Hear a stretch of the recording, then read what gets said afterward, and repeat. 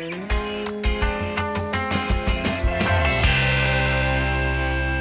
listeners and viewers. I'm Dan, and welcome to another episode of A Bit Spursy. Barney is away this week, but we wanted to squeeze in a little bite-sized episode before the Aston Villa game on Monday or Sunday. One of those two. It blends into one for us in the Southern Hemisphere here. I think it's a Sunday night game, which will make it Monday morning. But it's a few days away, and it'll be our first game in 2 weeks. These international breaks that we're having, they just seem like they go on forever. And it seems like we're kind of getting one almost every fortnight. Every other week is turning into an international break. Before, I guess, the Chelsea game especially, we would have been saying, you know what, scrap this international break. Let's just keep rolling through. Give us more games, more games, more games. Let's really just keep this steam train rolling through.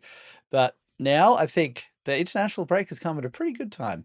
After the 2 losses against Chelsea and Wolves, it's been nice to just maybe steady the ship a little bit. We've still got quite a few injuries, and Romero still suspended. We've got these things to deal with in the upcoming games, but it's probably been nice to have a little break for certain players to just rehabilitate a tiny bit more, and possibly near coming back. So today we're just going to go through a couple of things that have been happening in Spurs world. This will be a short episode. We'll be back with a full-length one sort of mid next week after the Villa game. Internationals, we've had quite a few players involved. What I really liked was Sonny in the game Korea against China. There's a quote of him saying, honestly, when I heard they, which is the China team in the media, was saying they know how to stop me and they don't care about me, it was not pleasant.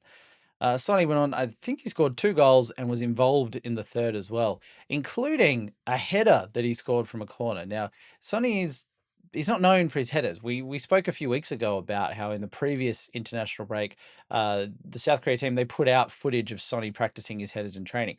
But now we've seen that come to fruition, and he scored one. It was a nice effort. It was not the easiest header to score from either, because he had to kind of like flick it back sort of over his shoulder as he made the run to the near post. But hey, if Sonny can start adding some headers into his game, woof, that would be, well, it's the missing link in terms of him being, say, a complete forward. But if we could start spamming some crosses into him, and he might not score a bundle, but if he gets the odd one here and there, who's to complain? In other international news, we had Romero, who has played apparently an absolute blinder for Argentina against Brazil. Now, I didn't watch this game, but I saw some highlights of Romero, and it's just testament to show how much of a class act he is. Now, some people will fire back at that and say that, like, no, he's not, he's aggressive, he's this, that, everything else. He keeps losing his head. I think we'll save that discussion for another podcast where we can go a little bit more in depth into Romero and that whole perception of him. But overall, like, if you see him on the ball, like, he's such an underrated ball player. And I think that's what really gets overlooked when people just constantly just criticize him for these, aggressive physical attributes that he's assigned with. He's really something special, and I really do hope that we are able to fully sort of embrace this wonderful centre back that we have. And hopefully when Mickey van der Ven gets back from his injury, they can really form a partnership that could carry us through for the next 3, 4, 5, 6 years. And it could be one of the best centre back pairings that we've seen at Spurs in a long, long, long time. Now, we're looking back a few years. Of course, you've got like Jan and Toby as kind of the benchmark, probably in the last 2 decades, for a defensive pairing that we've had. I know we've also got like the King and that, but like he never really had someone that was up to his level, even though Michael Dawson was pretty good at times. But yeah, anyway, like Romero and Van der Ven, they could really form this incredible defensive partnership. And I think, yeah, Romero's often just thought of as being a hard man, thought of as being a bit of a psycho. But on the ball, he's really, really intelligent with his passes and just how he plays the game. He's very comfortable under pressure as well. And he's a big reason why I think, Vicario is a lot more comfortable playing out to Romero, playing out to Van der Ven. That sort of triangle of players there has been really key to us seeming so more comfortable at the back. But yeah, another huge game for Romero.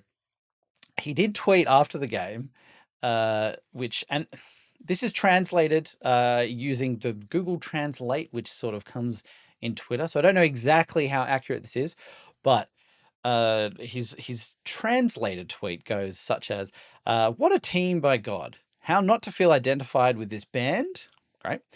We continue writing history," and he's tagged the national team there. So then the last sentence is, "Unfortunately, they stain football again. Always the same here." So yeah, not much of a fan of Brazil, you could say. It comes through all the time.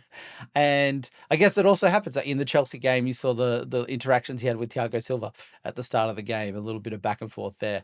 But yeah, Romero being Romero. And yeah, if you get a chance to check out his highlights from this game, I would recommend that, just to see, yeah, how much of a beautiful play he is. I'm going to say that, like, I feel that, there is an art to tackling, and he might not always be the most elegant with that. He might often go through with quite a lot of force as well. But I think on the ball, he's a just really, really lovely defender.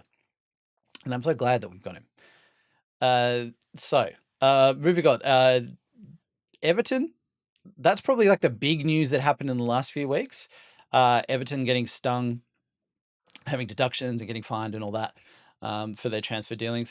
I do like that when Everton came out with that statement, one of the lines they had in there was, I believe towards the end, saying, "We'll be keeping a firm eye on effectively all the other cases of, financial fair play abuses and sort of financial mismanagement." So I really thought that was going to be sort of nodding in, Chelsea, City, Newcastle's direction and saying like, "Hey, there's a lot of charges floating around there. What are you going to do about that?" But apparently they're kind of trying to rope Tottenham into this by claiming that a reason that they breached the financial protocols was because we didn't pay them for the full amount of what they wanted for Richarlison. Like, they're saying that we didn't pay them the £80 million.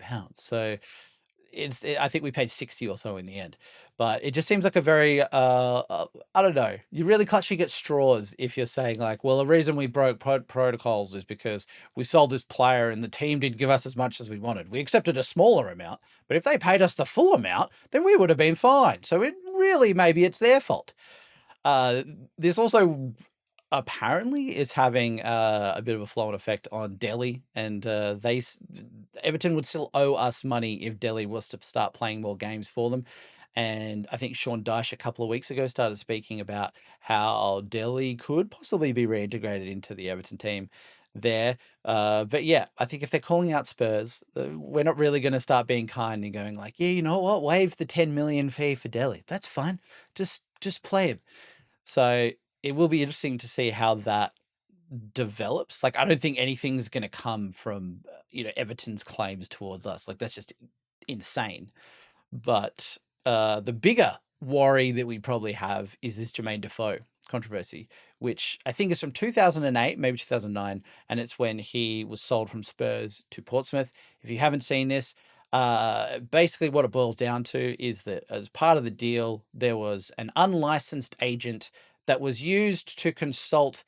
I'm not sure exactly the intricate details of that, but used to consult between like the player, the clubs, and kind of get the deal over the line. And now there are a lot of strict regulations in place saying that, when you are dealing with transfers, to keep the integrity of the whole system afloat, you need to be only working with licensed agents, and agents that have signed certain contracts and agreements within that system. So apparently the agent that was unlicensed in this was also a former player. And now it's coming out that the FA were presented with this information at the time, but they chose not to act on it. Now, this is all coming out like this. I don't want to say necessarily breaking news, but it's stuff that's been sort of drip feeding out in the last few days. And the Times, they're the ones that are sort of reporting on it and now doing the rounds to try and drum up some more interest in the story there. But I guess if we are found to have breached that protocol, which it looks kind of like we might have, it doesn't seem like that is hugely in question. Because I think the FA is saying now that they maybe didn't have all the information available to them back in 2008. 2009, around then.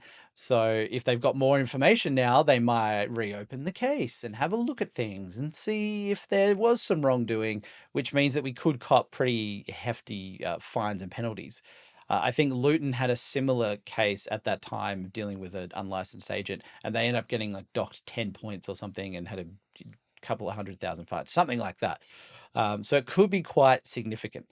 The thing that I find very funny with it, well, not really funny about this, but it's kind of ridiculous, is again, you compare it to what's happening with City, what's happening with Chelsea, what's happening with Newcastle, all the claims that are coming out there, the 100, 200, 5,000 charges against City, which are just kind of, just they've just died off. Now, I know that doesn't mean that they've died off in the sense that they are not being followed up. Like, of course they are, and it's going to be a long case there. But it's just really, it just feels so bizarre that, these clubs like Everton, like us, like we're getting picked up for these sort of small charges. And if we're guilty of them, sure, we should be fined and we should be punished. But then you have these Chelseas, these cities who have hundreds of charges, like countless charges, and way more instances of like mismanagement, which completely brings the whole game into disrepute.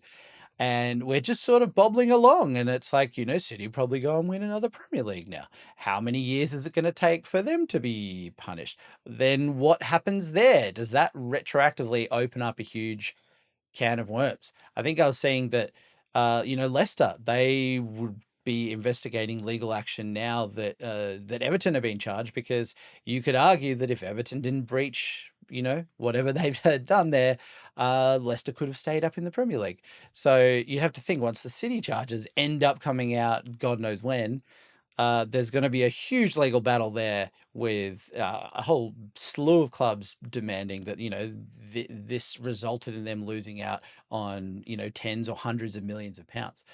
So I don't know. It feels like now we're probably going to get into this, sort of financial fair play witch hunt, which, again, I'm not sort of complaining. Like, if we have done wrong in this deal selling Defoe to Portsmouth, fine, charge us. We deserve to be charged for that. I'm not saying that we are exempt from any of those things for breaking the rules, but it's just always interesting when when you got the little fish and then you've just got this huge gigantic whale sitting there, which is causing the most carnage by far. So look, they're the most, I guess that's the most pressing story with when it comes to Spurs at the moment. One thing that I did see pop up on my timeline earlier was a clip of Ledley King in what looked like a 4-wheel drive. This was on Spurs Instagram. And you watch the little clip, and it's basically Ledley in a 4-wheel drive driving around. And then it says, go to Spurs Play to watch the whole thing. So I was like, all right, this is interesting. It's weird that you would say have an ad and then direct the people to go to a streaming service to watch the full ad. But then I did. So I don't know. I'm a sucker. Maybe it's worked, whatever. But I logged into Spurs Play, watched the ad. Now the ad is called Ledley Down Under, Spurs times, what do we have? Spurs times Ineos Grenadier, which is the car. Now, it goes for about 11 minutes, far longer than I expected. It's also such a weird thing. It's possibly the weirdest Spurs content that I've ever seen. And, if you've been listening or watching our podcast for the last few weeks, like Barney and I have been throwing out so many different ideas for Spurs Play. Every week we're coming up, we're brainstorming. We've got these concepts coming out of everywhere. And it feels like we're, maybe sometimes ridiculed a bit for how ridiculous they apparently are. Yet this, I think, has just outdone anything that we've ever suggested. It starts off with Ledley saying that he's in Western Australia, and he's it's not really quite the fully quite the outback, but it's there or thereabouts. And yeah, he's there, and he's driving in his car. He's in Ineos Grenadier, which is mentioned about 10,000 times in 11 minutes. And it's so bizarre because it's presented as if it is a travel show, and it's got a lot of those normal travel show sort of tropes, but then it's just clearly this 10, 11-minute long ad. And it starts with Ledley saying, and I'm guessing, like, a lot of people don't have Spurs Play, so I'll try and recount it as best as I can for you, so you don't have to go and sign up to just to view it. But it's basically Ledley going around saying like, "Hey, I'm here in the Western Australia. I'm here in the outback. I'm catching up with my old mate Salty." Uh, which firstly, it's just so ridiculous that like, Ledley, I don't know, like he's been to Australia like a handful of times, but to think that he's got a friend, an old friend, Salty, who's just like this Australian bushman out of the outback is just such an entertaining concept to me. Um, and it's interesting. He's like going to meet up with him and, just hang out and like learn about the outback and the wilderness and those sort of things. And it just turns into this extravagant sort of car ad where you can see like everything is a little bit awkward. Like their friendship is kind of awkward. The stuff that they do is a little bit weird. Like at one stage, Ledley's riding along with a representative from Ineos, and he's telling him like the features about the car. But you could see Ledley's not really a car guy, and I could tell this because I'm not a car guy at all, and can see that in him. And the features they're talking about in the car are like there's a horn that you press for cyclists, which is different to the normal horn that you go by. And it feels like I feel stupid now because it's like I'm recounting this ad to you. You don't even have to watch the ad, and now it's almost like I'm pseudo advertising it to you. But it is just ridiculous. The whole time he's on walkie-talkie talking to Salty and arranging this meetup, which eventually happens. And again, it's like I feel like the writing on this just could have been a little bit more subtle. Because Ledley would be talking about how great the car is to drive. He comes in, parks at the campsite, and it's like, "Salty mate, how you going? Oh yeah, hey, Ledley, whoa," and it's just like, "How was the drive, mate?" Um, and then I think the line comes from like, "Wow, looks like you're in a car that can do it all." And it's just again, it's just like such kind of like just poorly written lines. They then start cooking lunch, and so it's like you warp back into like travel show mode, and it's like, yeah, we got some like king prawns and we got some this, that, everything else. And it's like they're sitting down to make this and eat this, and they're just sitting directly looking at the car. And it's like you got all this beautiful wilderness around, but as we're just sitting there just looking at this Ineos. Whoa, what a perfection. They talk about the food for maybe a minute, and then it goes back to Salty looking at the car and going like, "Oh, tell me about this, mate." And then Ledley's just going on and saying this just very vague and bland car terms. So fast forward through that. There's just all these hover shots of the car. Again, it's very, very bizarre. Like they're in the wilderness a bit, and then Salty's teaching Ledley about, "Oh, this fern's been here for, 200 million years. Wow, wasn't that fantastic? Amazing." And it cuts back, and they're just sitting on the bonnet of the car, awkwardly, with Ledley declaring, "I've got to go. All right, see you later." And then Salty proposes a race to him. It's like, "All right, let's race to the top of the hill. I'm going to run and you go in the car. The Ineos Grenadier. Wow, there's some four-wheel drive capabilities." And then the next 3 minutes is this bizarre sequence where you have video of like Salty like sprinting through and this Salty guy, he's got like a kind of like an Akubra hat on, but like a big like open shirt and like really, really tight jeans. It's so odd. He's sprinting like through the bush, and Ledley's driving along tracks, trying to beat him up the mountain. Probably my favorite moment in the whole video is that during this, they introduced this shot where like Salty's, he's trying to race, he's trying to beat Ledley up this hill, which is a long way away. And it's like, what man is going to beat a car? And Salty gets distracted by ants at one stage, and there's like a possum. He doesn't actually see a possum, but he sees a tree, and he's like, "Oh, a possum could be in there." And then he looks over, and he's like, "Oh, there's some ants here. Oh, bull ants. I better show those to Ledley." And it's just wild. It's just wild. Like none of this makes any sense whatsoever. The video finishes with them up at the top of the hill. Ledley, of course, wins because he's in a car. He's racing someone on foot. He's driving in a car. And he's up the top. Salty then comes up, and Ledley gives him a Spurs shirt with Salty's last name Davenport on the back. And yeah, Ledley then, apparently makes Salty spend the night there as his punishment. It's a very, very weird ad. However, having said all this, if this is the sort of Spurs content we're going to get for Ledley, like I love Ledley King. Like he's one of my favorite players I've been able to watch, semi-regularly since I started following Spurs in the sort of mid to late 90s. So I will watch any content with Ledley in it. So I understand, like, that is part of the allure. Like, if you love Ledley, you're probably going to watch him do this stupid shit, which makes no sense. But if the Ledley Down Under show continues, I really do hope that we get other versions of this with different ads, different products, different partners. And it just really starts becoming this just absolute tidal wave of insanity. So anyway, that's the newest content I've seen on Spurs Play. There's a few things I'll watch on there at some stage, but wow, I do hope we get some more Ledley Down Under, and the ads just get more and more bizarre as we go into this deep, I don't know, confusing rabbit hole of whatever the hell this is. So look, I think that'll do us for this bite-sized episode of A Bit Spursy. I've been Dan, and next week, Barney and I will be back to review the Villa game and other things that have happened since then. We might have some more movement on some of these other stories that we've mentioned. Hopefully there's another Ledley Down Under video that we can watch together there. But yeah, looking forward to Villa. I don't mean looking forward to Villa in the sense that I think we're going to have a good game necessarily here. Like, we're very much down to the bare bones at the moment. Apparently, your doggy's back. That's a plus.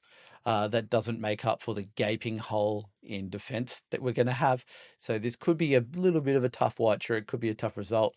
But I still don't really care, like, because I think long term, still seeing the positives of how we're playing, the positives of Ange ball, everything like that.